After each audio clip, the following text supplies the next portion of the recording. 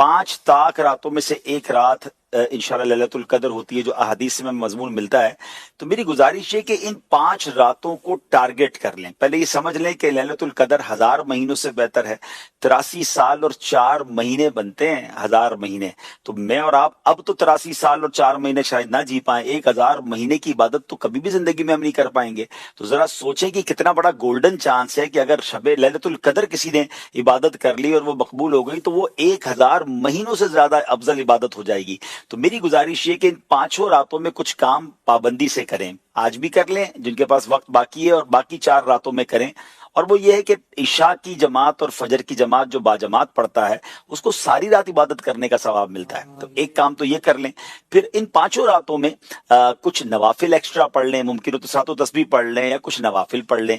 तीसरे नंबर पर कुछ ना कुछ अल्लाह की राह में खर्च करें। बेशक 50-100 रुपए कर ले, जिसकी जैसी हैसियत। 500-500 रुपए 5 रातों में कर लें, 1000 कर लें या 10,000 कर लें, जितनी आपकी हैसियत है वो आप उसके एनवलप बना लें, किसी गरीब को दे दें, किसी की मदद कर दें, किसी नेकी के काम में खर्च कर लें। चौथे नंबर पर आप जो है वो हो सके तो दुरूद पाक 1200 बार पढ़ लें। कुछ ना कुछ तिलावत कुरान भी करें इस 5 रातों में। सूरह मुल्क पढ़ लें, सूरह यासीन पढ़ लें। और आखिरी बात यह कि अगर माँ बाप हैं तो उनके दस्तबोसी कर लें, चले गए तो हो सके तो कब्रिस्तान में हाजिरी दे दें। अब ये 5-6 नेकी के काम टारगेट कर लें और सारी 5 रातों में करें। अब इन 5 में से कोई भी रात अगर लैलतुल कदर हुई तो हमारी ये तमाम नेकियां मल्टीप्लाई हो जाएंगी इंशाअल्लाह। लैलतुल कद्र खैरुम मिन अल्फि शहर, 1000 महीनों से ज्यादा बेहतर है। तो इंशाअल्लाह अगर ये कबूल हो गया तो बेड़ा पार हो जाएगा, सवाब का अंबार लग जाएगा। तो do not miss these 5 nights.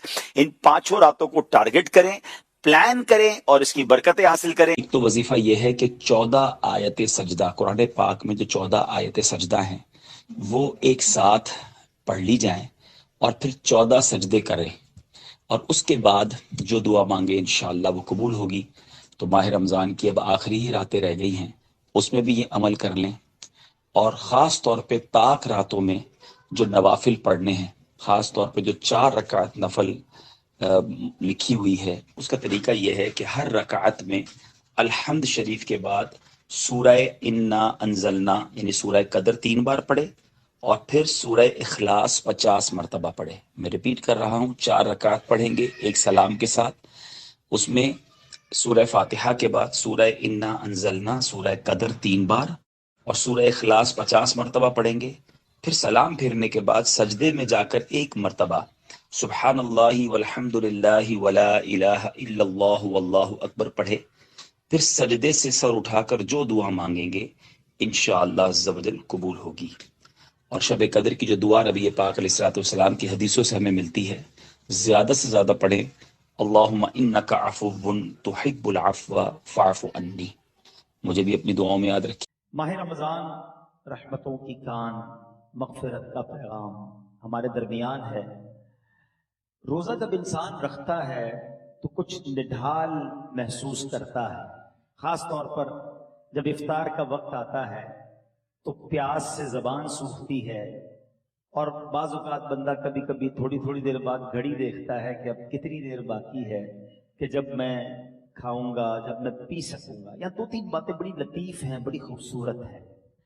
पहली बात तो ये कि इसमें जो बंदगी है ना, जो अल्लाह से मोहब्बत नजर आती है कि सामने पानी मौजूद है, खाना भी मौजूद है, मगर मेरे रब का हुक्म अभी तक नहीं हुआ है, अभी इफ्तार का वक्त नहीं हुआ है। इससे इंसान की अल्लाह से मोहब्बत छलकती है कि बंदा अल्लाह को राजी करने के लिए खाने से भी रुक गया, पीने से भी रुक गया, अपनी ख्वाहिशात से भी रुक गया। और रोजे के फजाइल कितने, ये इतना जबरदस्त नेकी का काम है। ये पूरा जिस्म समझ ले इबादत कर रहा है। आपकी पूरी बॉडी जो है ना वो इस वक्त इबादत में मसरूफ है, क्योंकि बॉडी की जो नीड पूरी होती है वो पानी से होती है, खाने से होती है, उससे आप रुके हुए हैं। तो गोया इंसान का पूरा जिस्म अल्लाह की इबादत में मसरूफ है।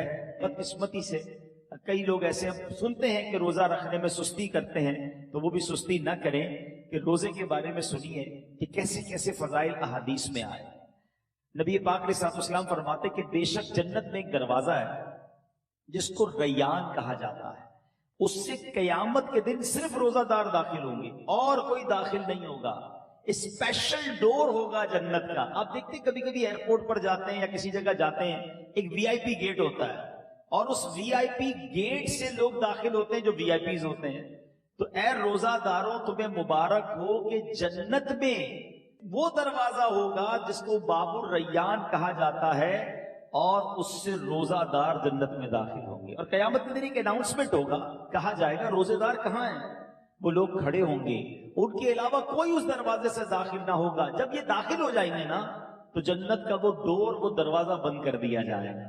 اس دن ان لوگوں کو کتنی افسوس ہوگا, کتنی حسرت ہوگی جو رمضان کے روزے نہیں رکھتے ہوں گے. بلکہ ہمیں تو یہ چاہیے کہ صرف رمضان کے روزے نہیں, ہم اس کے بعد بھی نفلی روزوں کی بھی کوشش کیا کریں. ہر پیر کو روزہ رکھنا سنت ہے. اچھا ایک اور فائدہ دیکھیں, جو پورا سال کچھ نہ کچھ نفلی روزے رکھتا ہے نا, اس کو رمضان کے روزوں میں اتنی پرابلم نہیں ہوتی, کیونکہ وہ عادی ہوتا ہے. Suddenly all of the sudden پورا سال گزرنے کے بعد جو اچانک روزے رکھنا شروع کرتے ہیں, ان کو زیادہ بعض اوقات روزہ جو ہے وہ فیل ہوتا ہے. بہرحال نبی پاک علیہ السلام کا ایک اور فرمان سنیں, اے روزہ داروں تمہیں مبارک ہو. میرے آقا فرماتے جس نے رمضان کا روزہ رکھا اور اس کی حدود کو پہچانا اور جس چیز سے بچنا چاہیے اس سے بچا, تو جو کچھ گناہ پہلے کر چکا ہے اس کا کفارہ ہو گیا. یعنی روزہ پچھلے گناہوں کا کفارہ ہے.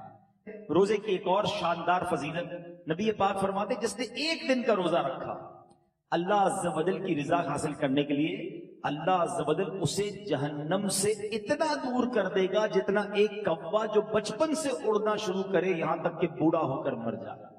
اچھا کوے کی عمر بتائی جاتی ہے کہ 500 سال ہوتی ہے. 500 سال تک پرندہ اڑے گا تو کتنا دور ہوگا؟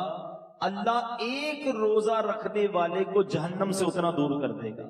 مبارک ہو ان کو جو پورا مہینہ روزہ رکھتے ہیں اور ماشاءاللہ نفلی روزے بھی رکھتے ہیں. ایک اور خوبصورت بات, میرے آقا علیہ السلام فرماتے ہیں ہر شے کے لیے زکوٰۃ ہے, اور جسم کی زکوٰۃ روزہ ہے, اور روزہ آدھا صبر ہے. اللہ اکبر. یعنی آپ کی باڈی کی زکوٰۃ ادا ہو رہی ہے کہ جب آپ رمضان میں روزے رکھ رہے ہیں.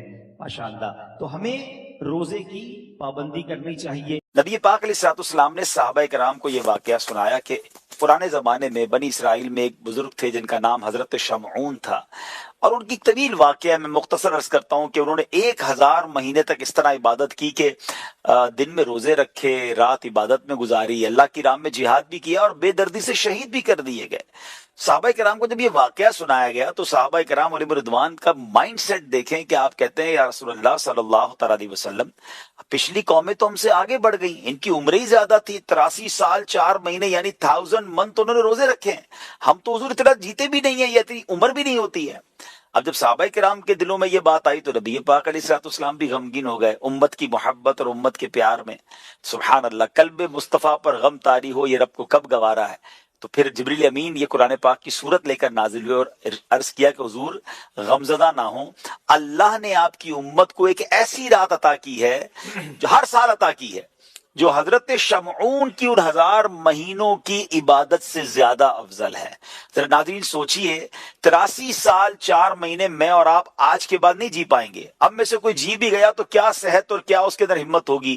83 ایئرز کون روزے رکھ سکتا ہے مسلسل اور رات عبادت کر سکتا ہے. اٹ مینز کہ ایسا گولڈن چانس ہمیں دیا گیا, اور ایسا بھی نہیں کہ لائف میں ایک بار یہ رات دی ہے, ہر سال یہ رات دی ہے. اور نبی پاک نے تو اور آسان کر دیا کہ رمضان کے آخری عشرے کی 5 طاق راتوں میں سے ایک رات لیلۃ القدر ہے. صرف 5 راتوں کو ٹارگٹ کرنا ہے اور ونس ان لائف ٹائم محنت کر لے تو 83 سال 4 مہینے. اور پھر یہ بھی نہیں کہا کہ 1000 مہینوں کے برابر ہے, خیر من الف شہر, 1000 مہینوں سے بھی بہتر ہے. تو کتنا بہتر ہے وہ اللہ کی عطائیں جانے.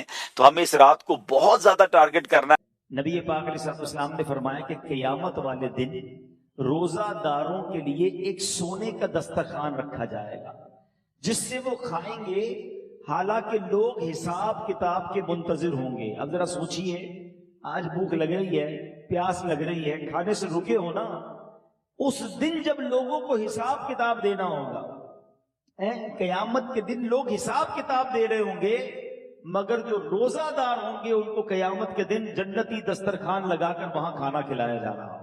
اس کا مطلب کیا ہوا؟ ادھر بھوکے رہ جاؤ ادھر نعمتیں ملیں گی، اگر ادھر کھانا ہے ادھر روزہ نہیں رکھنا ہے تو ادھر کی محرومی ہے. اب آپ کی مرضی ہے چوز کیا کرنا ہے، سلیکٹ کیا کرنا ہے. اچھا، روزے کی بہت ساری خوبصورتیوں میں ایک اور بڑی کمال کی خوبصورتی کیا ہے کہ بندے کا جو اللہ پر ایمان ہے نا اس کا لیول بہت ہائی ہو جاتا ہے. اب ذرا غور کریں، دنیا میں کروڑوں لوگ روزہ رکھ رہے ہیں، ٹھیک ہے، آپ کے ساتھ بھی ایسا ہوا ہوگا، آپ گھر میں اکیلے ہوں گے، پانی سامنے موجود ہے، فریج کے اندر فروٹ بھی کٹا ہوا ہے، کوئی ایک مسلمان ایسا ہے جو اکیلے میں چھپ کر پانی پی لیتا ہوں، کوئی ایک فروٹ کھا لیتا ہوں، کوئی نہیں دیکھ رہا نا، چلو کوئی بات نہیں. وجہ واٹ از دا ریزن؟ یہاں تک کہ ہم جب وضو کر رہے ہوتے ہیں ہم اس وقت بھی احتیاط کر رہے ہوتے ہیں کہ کلی زور سے نہ ہو جائے، کہیں حلق کے نیچے پانی نہ چلا جائے. ناک پہ پانی چڑھاتے وقت بھی احتیاط کرتے ہیں کہ ناک کی ہڈی سے اوپر چلا گیا تو روزہ ٹوٹ جائے گا. یہ کیوں؟ حالانکہ وضو خانے پہ کسی کو بھی نہیں پتا چلے گا، میں ایک دو چلو پانی پی لوں، لیکن ہم سب کا خیال کیا ہے؟ اللہ دیکھ رہا. یہی ہے نا دل میں کہ کوئی نہیں دیکھ رہا مگر رب دیکھ رہا ہے. اب ذرا غور کرو میرے پیارے اسلامی بھائیوں، رمضان ساری دنیا کے مسلمانوں کا لیول آف ایمان ادھر لے جاتا ہے کہ تم اکیلے میں کھانا نہیں کھا رہے کیونکہ اللہ دیکھ رہا ہے. تو اب سوال یہ ہے کہ جب اللہ رمضان میں دیکھ رہا ہے تو کیا رمضان کے بعد نہیں دیکھ رہا؟ حلال کھانے سے رک گئے کیونکہ افطار کا وقت نہیں ہوا، مگر بندہ پھر حرام دیکھنے سے کیوں نہیں رکتا کہ اللہ دیکھ رہا ہے؟ اکیلے میں گناہ کرتے وقت یہ خیال کیوں نہیں آتا کہ رب دیکھ رہا ہے؟ ایکچولی رمضان ہماری پوری پریکٹس کروا رہا ہے کہ دیکھو، جب پورے رمضان تم یہ خیال دل میں بٹھائے رکھتے ہو کہ اکیلے میں کھانا نہیں ہے، پینا نہیں ہے، رب دیکھ رہا ہے، تو پھر رمضان میں بھی اور رمضان کے بعد بھی حرام کماتے وقت بھی سوچو نا اللہ دیکھ رہا ہے، حرام بولتے وقت بھی سوچو اللہ دیکھ رہا ہے، حرام سنتے وقت بھی سوچو اللہ دیکھ رہا ہے. تو انشاءاللہ اگر یہ پریکٹس بن گئی کہ اللہ دیکھ رہا ہے تو پھر گناہ کرنے کی عادت چھوٹ سکتی ہے.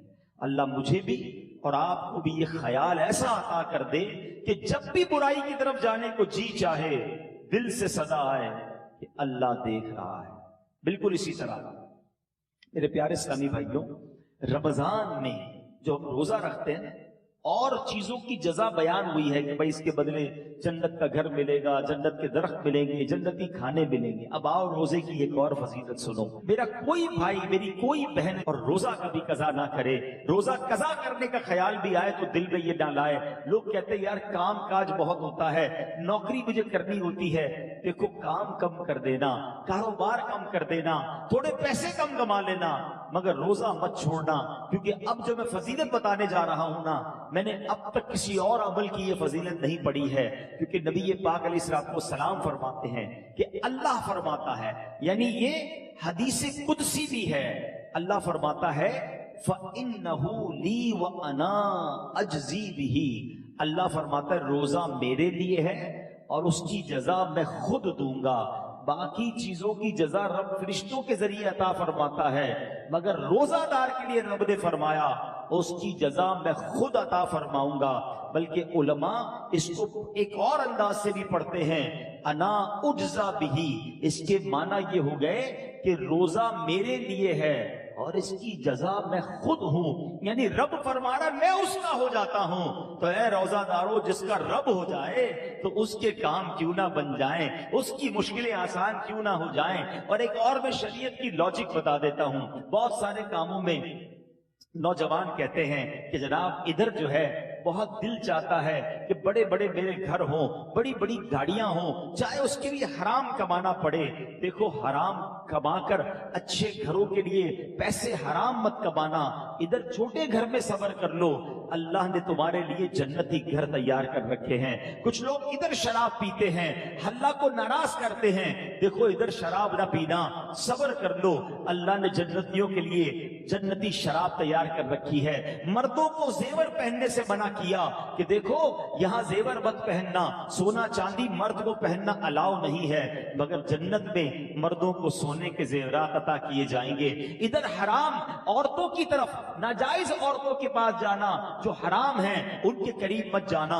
جی تو چاہتا ہے, شیطان تو بلاتا ہے, مگر حرام کاری سے بچ جاؤ. اللہ نے جنت میں جنتیوں کے لیے حوریں تیار کر رکھی ہیں. اگر آپ اس لاجک سے دیکھیں نا, جس چیز سے شریعت نے ہمیں یہاں روکا ہے, جس کا دل بھی چاہتا ہے, شریعت نے یہاں سمجھا دیا کچھ سال رک جاؤ, جنت نہ ختم ہونے والی ہے.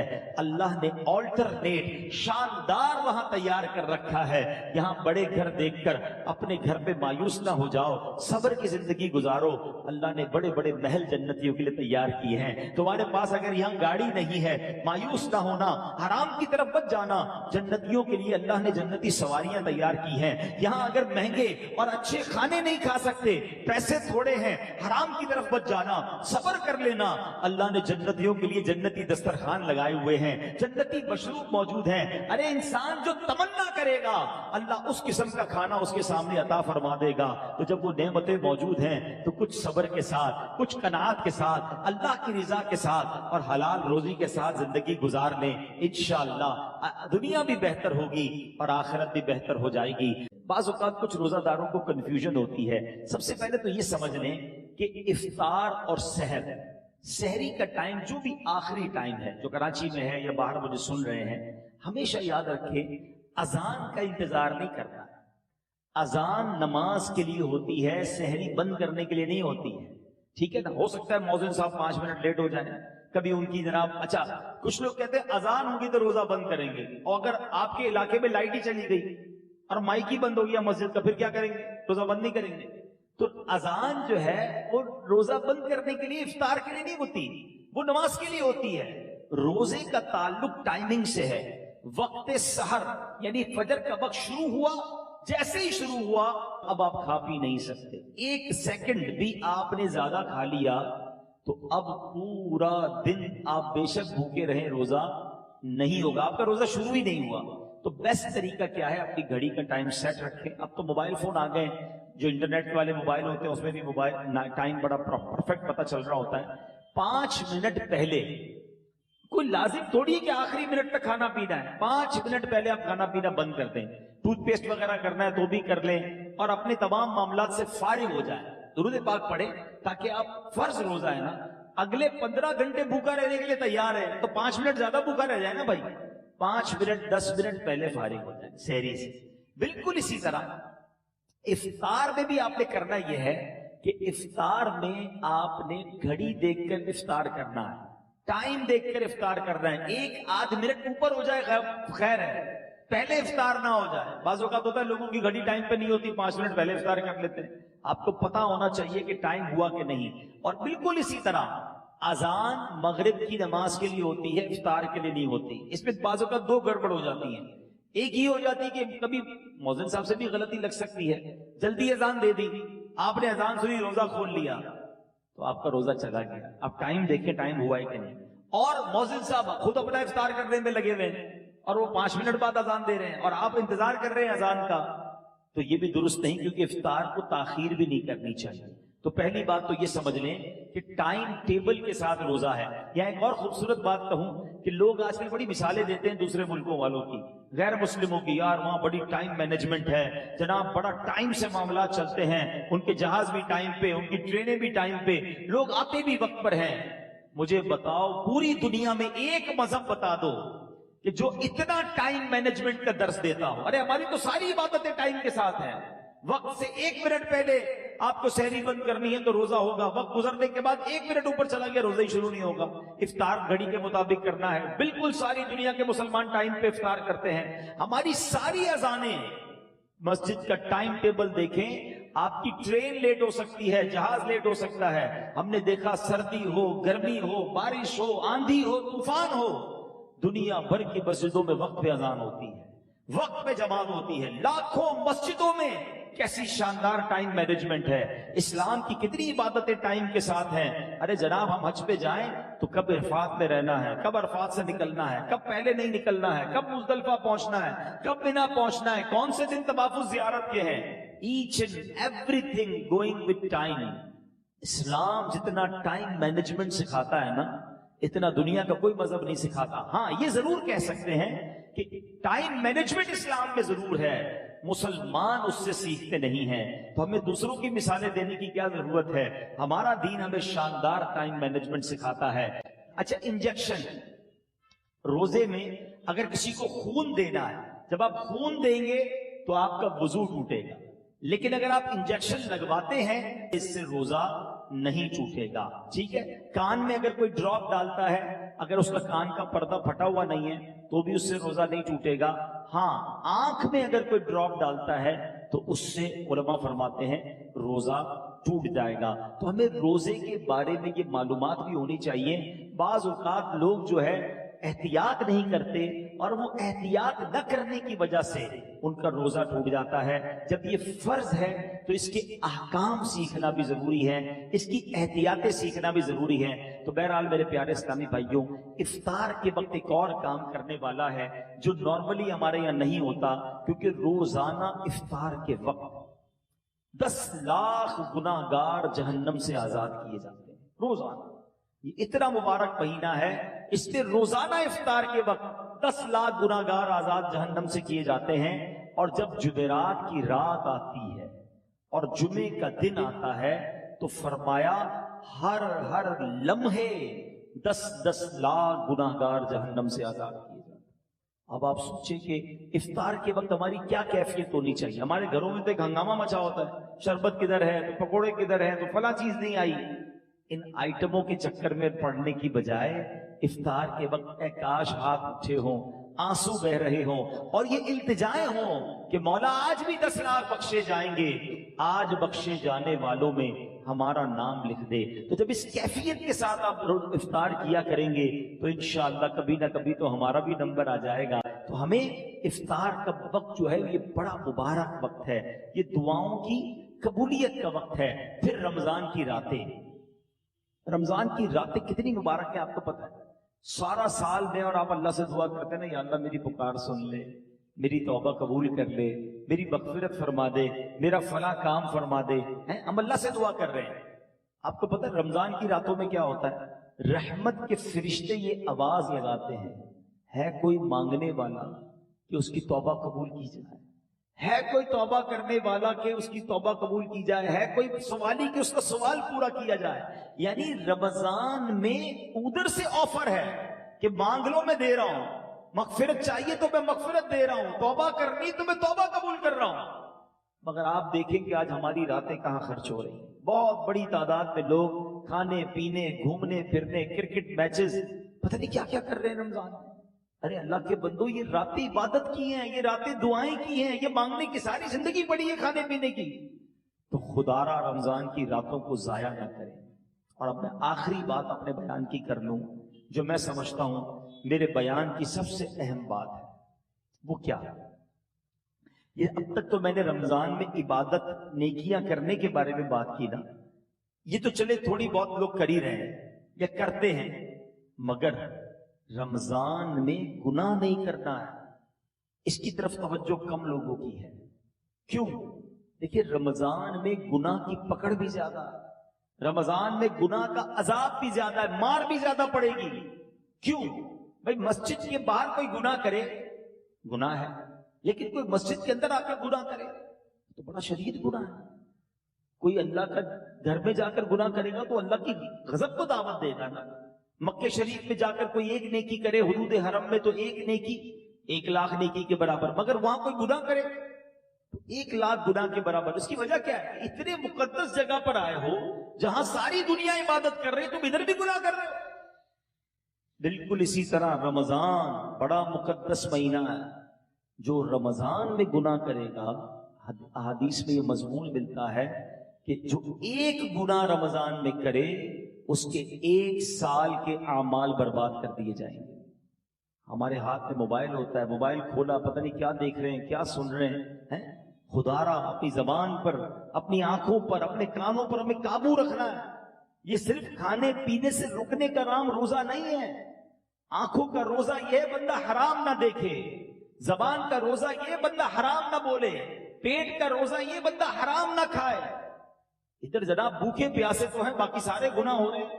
احادیث میں مضمون بھی ملتا ہے کہ وہ شخص جو بھوکا پیاسا رہے مگر گناہوں سے نہ بچے، ایسے بندے کے بھوکا پیاسا رہنے کی اللہ کو کوئی ضرورت نہیں ہے. تو کچھ لوگ رمضان میں فلمیں دیکھتے ہیں، ڈرامے دیکھتے ہیں، ٹائم پاس کر رہا ہوں یار، موبائل پہ گیمیں کھیل رہے ہیں. فضول کام نہ کریں نا، یہ پتہ نہیں اگلا رمضان ہمیں ملے نہ ملے. تلاوت کریں، ذکر و اذکار کریں، عبادت کریں، اور اس رمضان میں میں نے اور آپ نے مغفرت حاصل کرنی ہے. یہ بات یاد رکھیے گا. میرے آقا علیہ الصلوۃ والسلام نے جبریل امین کی ایک دعا پر آمین ارشاد فرمائی. صحابہ نے پوچھا حضور آپ نے کون سی دعا پر آمین فرمائی؟ تو نبی پاک نے فرمایا کہ مجھے جبریل امین نے یہ دعا کی کہ اے اللہ، جو رمضان کو پائے اور اپنی مغفرت نہ کروا سکے وہ ہلاک و برباد ہو جائے. اب ذرا سوچیں میرے پیارے اسلام بھائی، دعا کون کر رہا ہے؟ فرشتوں کا سردار. اور آمین کون کہہ رہے ہیں؟ نبیوں کے سردار. تو دعا تو قبول ہی قبول ہے نا. اب رمضان میں جس کی مغفرت نہ ہوئی نا، وہ برباد ہو جائے. تو روتے رہیے، التجائیں کرتے رہیے، اللہ سے معافی مانگتے رہیے، تلاوت کرتے رہیے. پتہ نہیں اگلی بار رمضان نصیب ہو کہ نہ ہو. جن کو اللہ نے نوازا ہے غریبوں کی مدد کیجیے، سحر و افطار میں خرچ کیجیے، اپنی زکوٰۃ پوری دیجیے اور اللہ کی راہ میں اور خرچ کیجیے تاکہ غریب مسلمانوں کا بھی بھلا ہو جائے.